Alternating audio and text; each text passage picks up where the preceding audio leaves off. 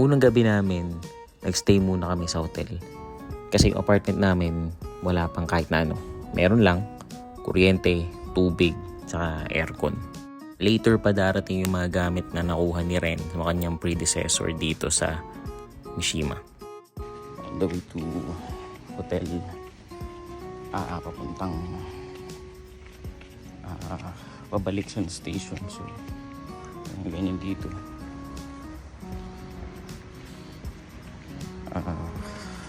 Tahimik. Yung ganong tao.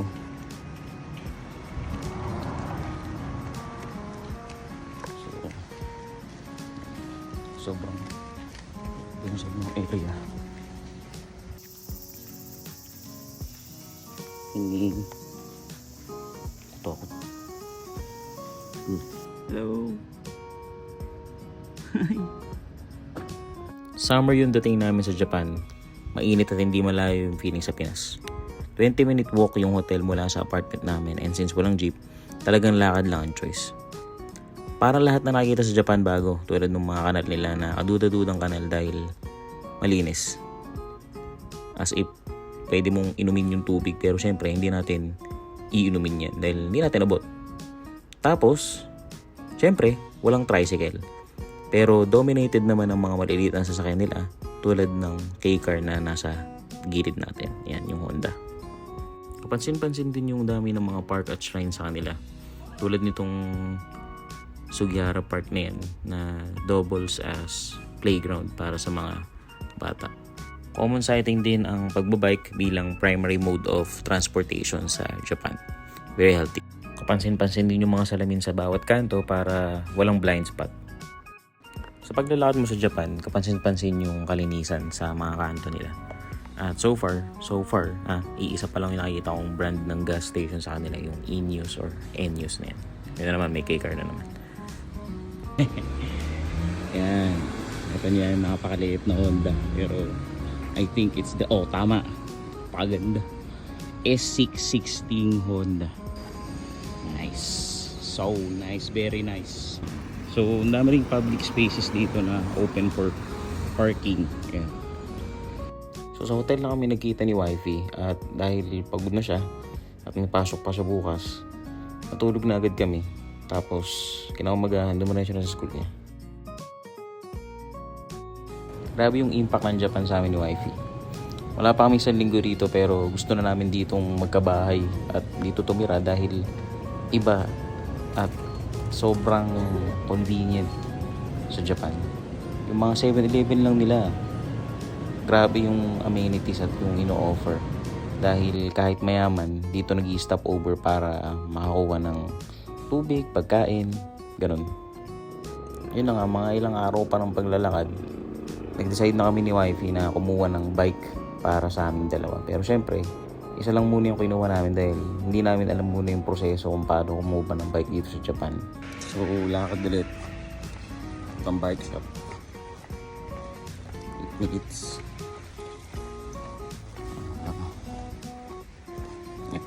Sana makabili kaming bike. Sana maintindihan ako doon. Okay. So, with the help of Google Translate, nakausap ko si Mori, yung pangalan ng may-ari ng shop, kasi yung pangalan ay Mori Cycle Shop. So ayan, ginagawa niyo yung basic maintenance at basic initiation ng bike, no? Kapag nakakabenta ng bike, dapat daw chine-check. So mabait si Mori-san kasi pag daw nagkaroon ng problema yung bike, like kulang sa hangin o flat, ibalik ko lang daw sa kanya dahil siya na daw ang bahala pagka nagkaroon ng aberya sa bike. Sobrang respectful, sobrang polite at sobrang professional nung pagkakagawa doon sa bike. Tingnan nyo naman, parang naka-overalls pa si Mori-san. Ginagawa niya lang yung bike. Yan, ito orange pala siya. Hindi pala siya pula. Pero mukha siyang pula sa shop. So, kompleto na siya. May ilaw, may reflector. Hindi naman required bumili ng helmet. Pero siguro bili na lang din. Wala kasi binibenta sa store, hindi naman daw required. Tapos may lock na rin yung bike. So may busina, may basket, yung importante. Tapos although wala siyang palitan ng gear, hindi naman kasi masyadong mataas yung incline. Okay naman. Yung kinuha ko yung sale. Naka-sale kasi siya na dating parang 27,000 yen, naka 19,900 yen. Pero syempre, hindi lang yun lahat. Meron pa siyang bike insurance at meron pa siyang registration fee sa police. Kasi yung mga bike sa kanila may number para hindi basta-basta pwedeng kunin or manakaw. Sa dito makikita nyo, may number, sticker sa dito, 600 yen worth. Tapos ayan, may adjust na rin yata siya dito ng upuan, I think. Oo, yun. Kasi nakadikit siya dito sa parang basket dito.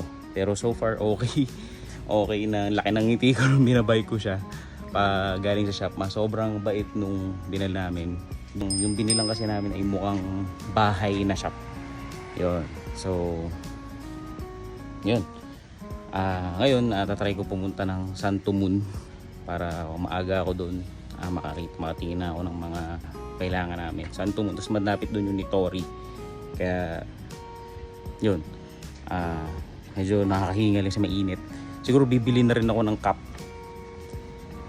Pero ngayon bili muna tayo ng tubig, malamig. Nabike na ako rito. Ito Santo Moon, init. Ang laking tulong at serbisyo ng bike sa amin ni Wifey dahil sa basket at sa tray nito sa likod. Dahil pag nag-grocery kami, mayroon na agad kaming nilagyan na basket at meron na rin kaming tray sa likod para kung may bibiling man kaming mabigat, doon na lang namin siya i-store at secure. May tuturing na all-in-one na mall ang Santo Moon dito sa may Shimizu area. Hindi na siya Mishima kasi nasa southern part na siya. So, bakit all-in-one shop ang Santo Moon? Dahil meron siyang home assist na parang Wheelcon tipo sa atin pero mas malaki at mas maraming choices. Meron siyang Swen for outdoor choices natin at meron siya nung Santo Moon na yun yung consider nating pinaka mall area na may sine.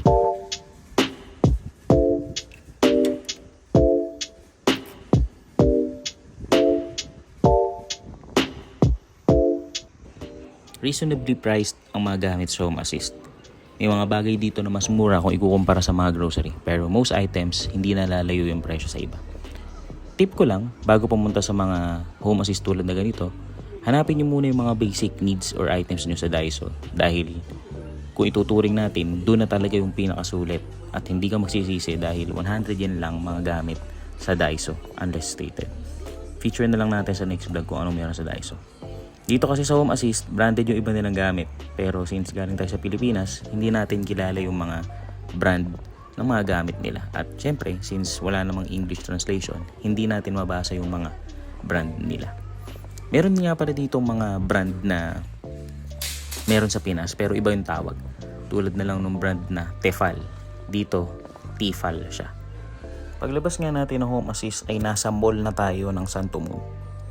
Sa Santo Moon, masasabi natin medyo random or magulo dahil wala silang mga designated areas tulad sa SM na may cyber zone, hypermarket, at department store.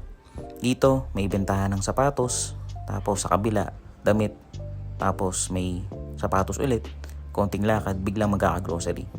Siguro sa una lang magulo, pero once na binalik-balikan mo na siya, magagamay mo na rin yung mall. Isa sa mga binabalik-balikan naming store, yung GU. Dahil cheaper version siya ni Uniqlo pero almost the same quality. So far, laging nakasale yung mga pinupuntahan naming mall dito sa Shizuoka. Hindi pa rin nawawala yung sale na yan hanggang ngayon. Common din sa mga mall yung Tally's Coffee, hindi Starbucks. Hindi ko rin sure kung bakit. Hindi pa namin na-try dyan. Hindi malayo yung Santo Moon yung Nitori kaya pinuntahan ko na. Yung Nitori ay isang home specialist or home specialization store na nagbebenta ng mga Japanese aesthetic or Japanese design items and furnitures. Parang mas priority ni Nitori yung small living spaces kasi most of the items here are space savers. Kaya dito kami ni Wifey nakabili ng sofa bed na hanggang ngayon ginagamit namin at so far wala kaming reklamo. Nakakatuwa din yung mga themed rooms nila tulad nitong gamer themed room kung saan nakasenter yung room sa computer gamer. So that's how our first few days went here sa Japan. Madalas nasa mall kami ni Wifey para mag-scout at mag-canvas ng mga kailangan naming gamit at furniture para sa apartment. And swerte kami ni Wifey dahil pagdating namin, marami kaming naabutang mga event at festival dito sa Mishima. Hopefully nag-enjoy kayo dito sa vlog namin at sana masamahan nyo pa kami sa next vlogs. So don't forget to like and subscribe. Thank you for watching and see you sa next vlog.